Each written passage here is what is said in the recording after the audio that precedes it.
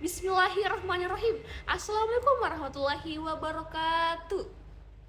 Halo hai teman-teman. Perkenalkan, saya Trisuci Nurhikmah Putri dengan NIM 90200124053. Pada saat ini, saya ingin menjelaskan tentang konsep-konsep dasar dari manajemen. Nah, pada awalnya kita harus tahu dulu sejarah dari manajemen ini. Tanpa kita tahu sejarahnya manajemen, kita tidak tahu manajemen ini berasal dari mana. Seperti itu. Nah, untuk itu kita masuk ke sejarah perkembangan dari manajemen.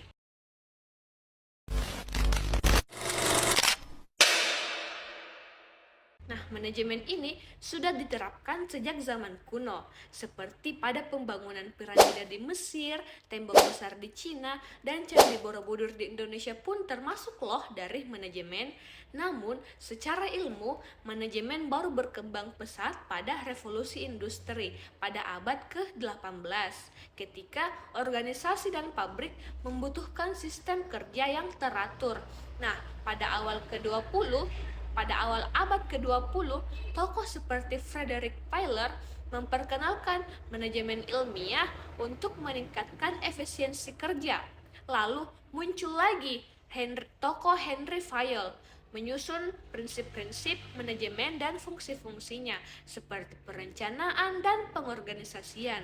Selanjutnya, para ahli mulai memperhatikan aspek manusia dalam bekerja, penggunaan teknologi dan data, hingga pendekatan sistem dan kontingensi yang menyesuaikan manajemen ini dengan situasi tertentu, yang dimana situasi tertentu ini seperti di era modern sekarang ini, manajemen berkembang menjadi lebih fleksibel, digital, dan berfokus pada inovasi yang berkelanjutan serta kepuasan pelanggan.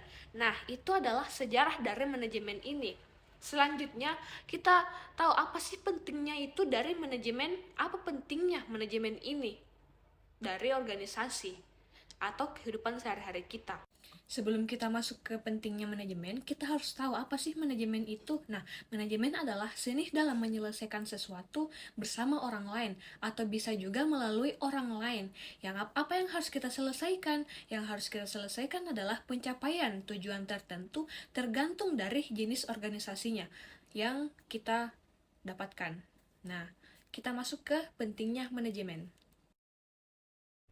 Manajemen sangat penting karena merupakan fondasi utama dalam mengatur dan mengerahkan sumber daya agar tujuan organisasi atau individu dapat tercapai secara efisien dan efektif.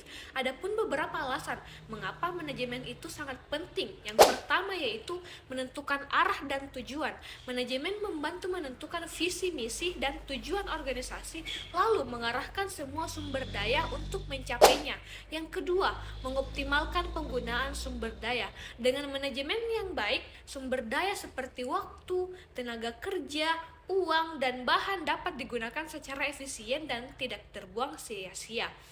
Yang ketiga yaitu meningkatkan produktivitas dan efisiensi. Manajemen mengatur proses kerja agar lebih terstruktur dan sistematis sehingga meningkatkan output dan menekan biaya. Yang keempat, koordinasi dan kerja tim. Manajemen memastikan bahwa semua bagian dalam organisasi bekerja sama secara harmonis dan tidak tumpang tindih. Nah, yang kelima, menghadapi perubahan dan masalah lingkungan bisnis selalu berubah.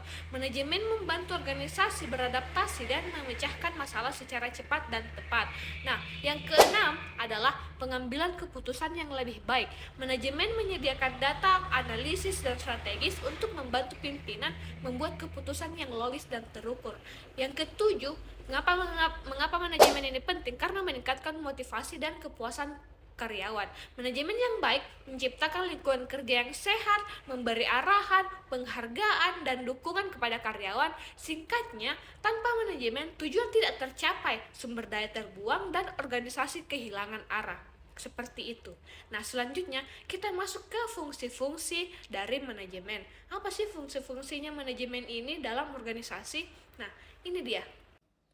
Fungsi manajemen ini terbagi menjadi 4 bagian, yaitu perencanaan atau planning. Perencanaan atau planning ini merupakan suatu proses yang berkaitan dengan usaha untuk mengantisipasi situasi yang kemungkinan terjadi pada masa depan.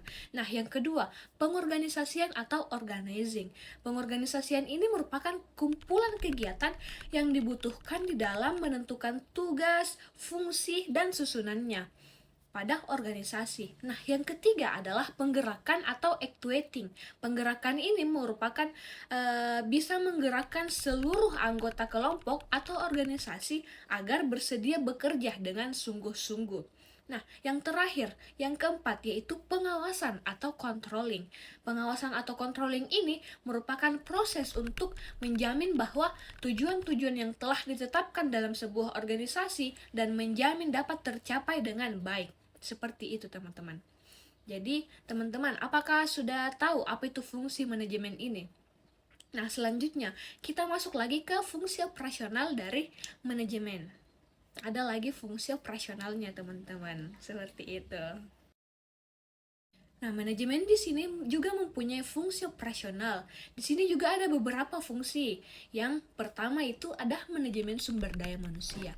Manajemen ini memperoleh sumber daya manusia yang terbaik bagi bisnis yang kita jalankan dan dapat dipelihara kerjasamanya dengan kita dan kualitas pekerjaan yang senantiasa konstan ataupun bertambah. Yang kedua, ada manajemen produksi. Di sini kita bisa menghasilkan produk yang sesuai dengan standar yang ditetapkan berdasarkan keinginan konsumen dengan teknik produksi yang seefisien mungkin. Nah, yang ketiga ada namanya manajemen pemasaran, teman-teman. Di sini sudah ada yang mau masuk ke manajemen pemasaran gitu. Nah, manajemen pemasaran ini adalah mengidentifikasi apa sesungguhnya yang dibutuhkan oleh konsumen dan bagaimana cara pemenuhannya untuk dapat diwujudkan. Itu adalah manajemen pemasaran. Yang keempat, ada namanya manajemen keuangan. Manajemen ini sangat-sangat diinginkan oleh mahasiswa ya. Nah, manajemen ini fungsinya ini kita bisa melihat bagaimana agar dapat dipastikan hasil alokasi modal yang dipergunakan untuk penjualan produk dapat selalu melebihi dari segala biaya yang telah dikeluarkan. Contohnya itu bahan baku, pastinya itu akan disimpan di manajemen keuangan seperti itu. Yang kelima, ada manajemen informasi. Manajemen informasi ini memastikan bertugas untuk menyediakan seluruh informasi yang terkait dengan kegiatan perusahaan, baik internal maupun eksternal. Nah, itu adalah fungsi-fungsi dari fungsi-fungsi operasionalnya lah dari manajemen. Nah, ada pun unsur-unsur dari manajemen. Di sini juga tidak kalah penting perannya dari manajemen. Di sini ada enam bagian dari unsur-unsur itu. Yang pertama adalah atau manusia. Manusia di sini adalah pelaksana semua aktivitas manajemen, mulai dari perencanaan hingga pengendalian atau controlling. Nah, yang kedua apa teman-teman? Ya, tidak kalah penting juga ini, money atau uang. Uang ini dibutuhkan untuk modal, menggaji karyawan, membeli bahan baku, dan lain sebagainya untuk keperluan perusahaan atau organisasi. Nah, yang ketiga ini adalah bahan baku. Bahan baku di sini adalah sumber daya fisik yang digunakan dalam proses produksi barang dan jasa. Yang keempat ini adalah mesin atau alat bantu mempercepat pekerjaan manusia. Yang kelima adalah metode. Metode ini adalah prosedur atau cara pelaksanaan kerja yang sistematis dan efisien. Yang keenam adalah market atau pemasaran. Market itu seperti sasaran atau target dari produk dan jasa yang dihasilkan oleh organisasi. Seperti itu, teman-teman. Nah, di sini sudah ada kan gambaran tentang manajemen? Pastinya sudah ada ya. Manajemen ini sangat luas ya, teman-teman. Di sini ada juga keterampilan manajemen. Nah, keterampilan dalam manajemen ini sangat penting agar manajer dapat menjalankan tugasnya secara efektif. Yang pertama adalah keterampilan teknis atau technical skills.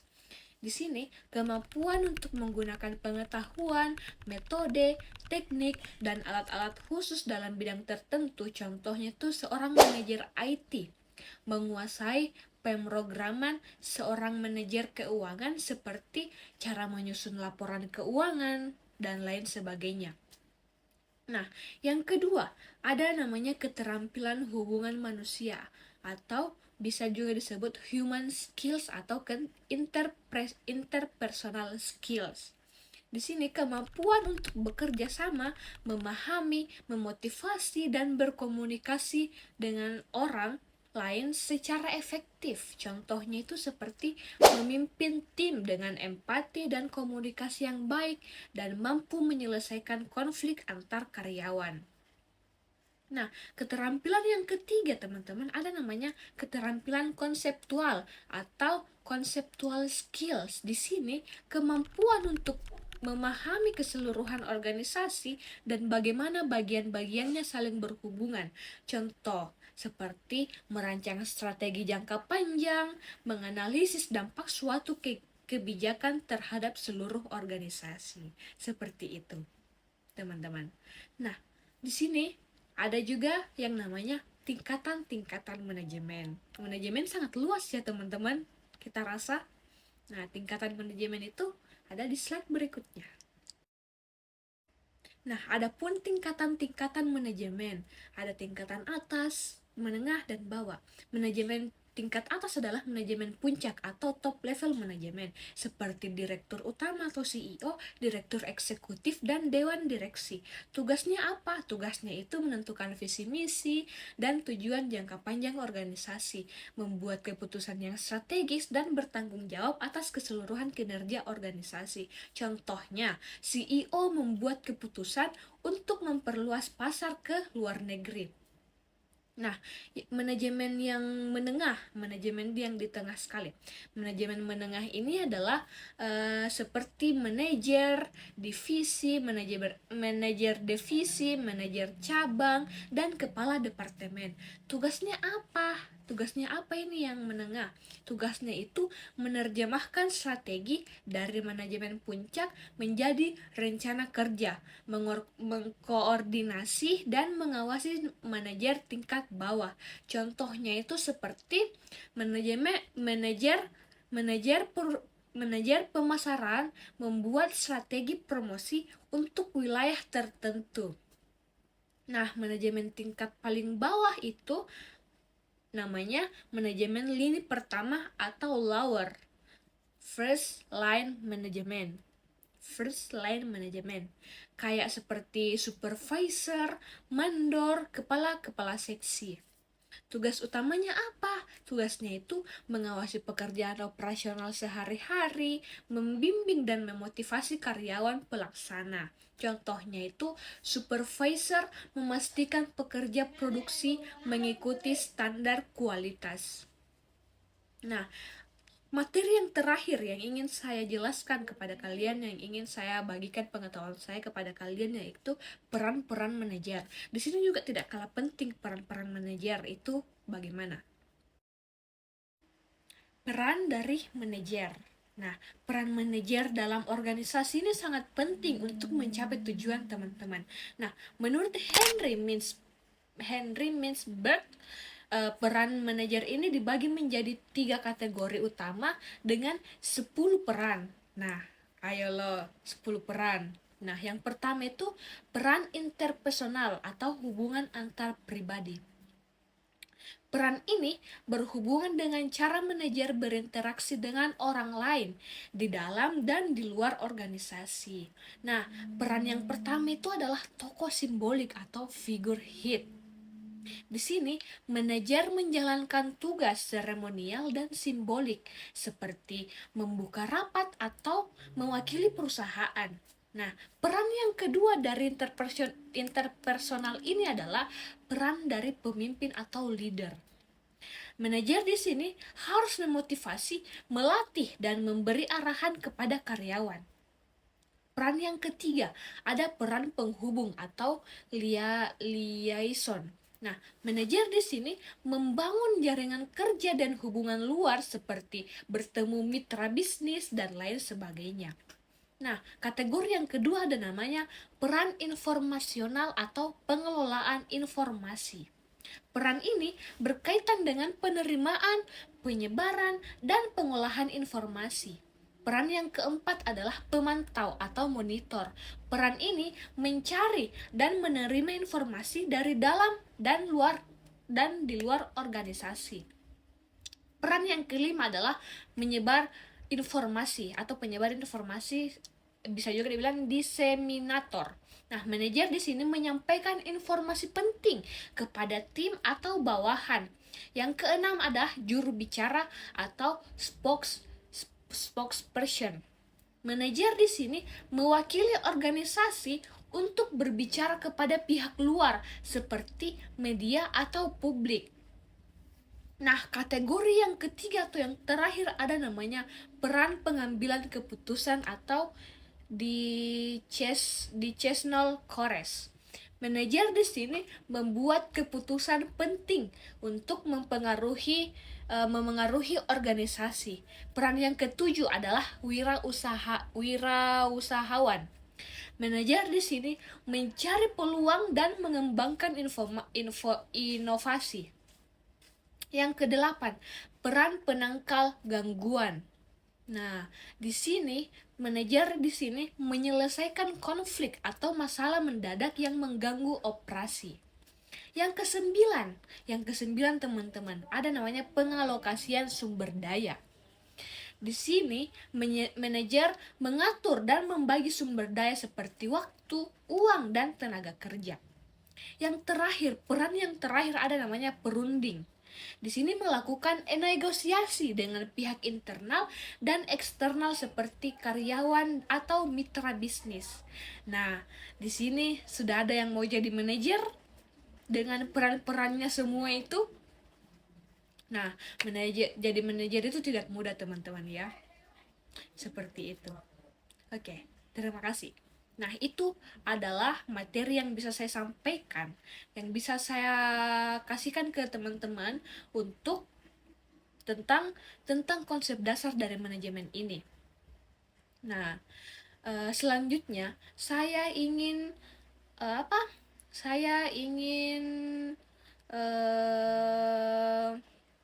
membacakan satu ayat tentang manajemen. Oke, di slide berikutnya ya. Baik, di sini saya ingin melafalkan ayat Al-Quran surah Al-Hasyr ayat 18. Bismillahirrahmanirrahim.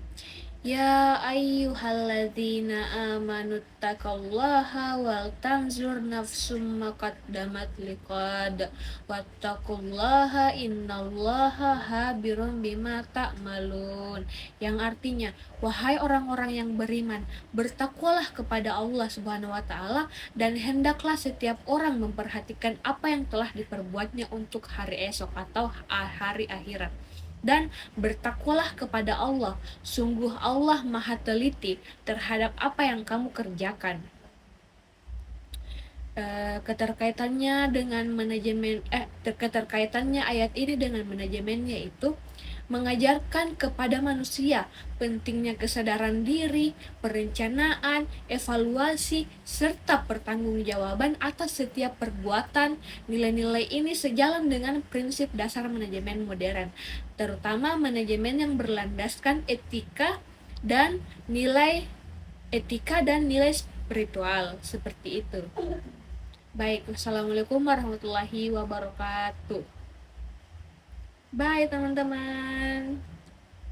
Terima kasih sudah mendengarkan sampai habis. Semoga ilmunya bermanfaat buat kalian dan buat diri saya sendiri.